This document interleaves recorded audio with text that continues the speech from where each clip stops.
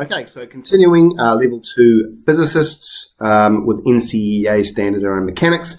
Today we're looking at the conservation of energy. Okay, so the principle of the conservation of energy simply states that energy cannot be created nor destroyed. Okay, so looking at this person diving here, you'll see the conservation of mechanical energy. So at the top, that equals the total energy. Now in this particular example, that's all based around the potential energy, which is at 15,000 joules.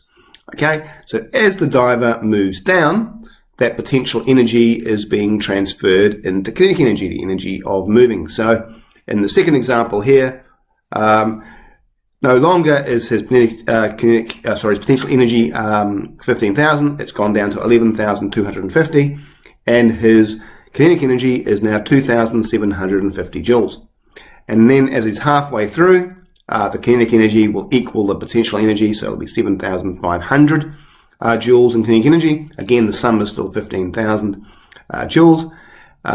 Near the end, just before he dives in, it's now potential energy has gone down to 3,750, and the kinetic energy is 11,250 joules. And finally, the potential energy, because the height is now 0, is going to be 0, and now it's all being converted into 15,000 joules kinetic energy. But the total still remains 15,000 joules.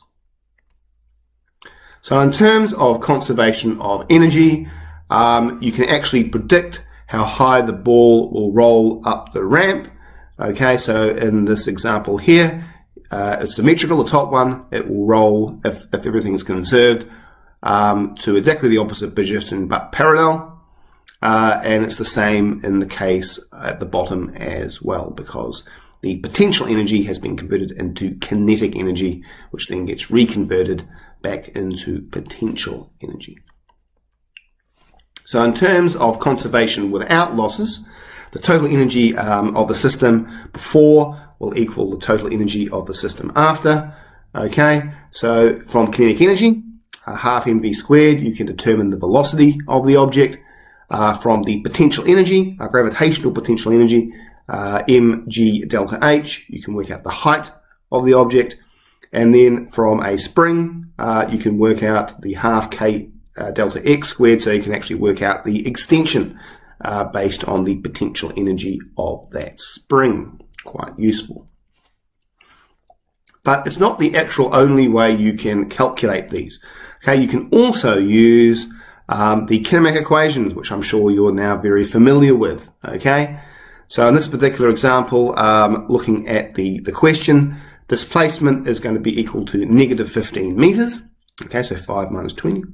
The initial velocity is going to be 0 meters per second. The final velocity we don't know. Okay, and the acceleration is going to be negative 9.81 meters per second because it's under a gravitational field. Okay, so you plug in the numbers using the third equation. The Vf squared equals 0 squared plus 2 times negative 9.81 times negative 15, and you'll get the final velocity as being 17.2 meters per second. So there's more than one way, I guess, to skin a cat with physics. Okay, and that's pretty much the last example I'll show, but yeah, it just illustrates how there's more than one way to actually look at a problem in physics. You can actually do kinematics, or you can use it through energy principles.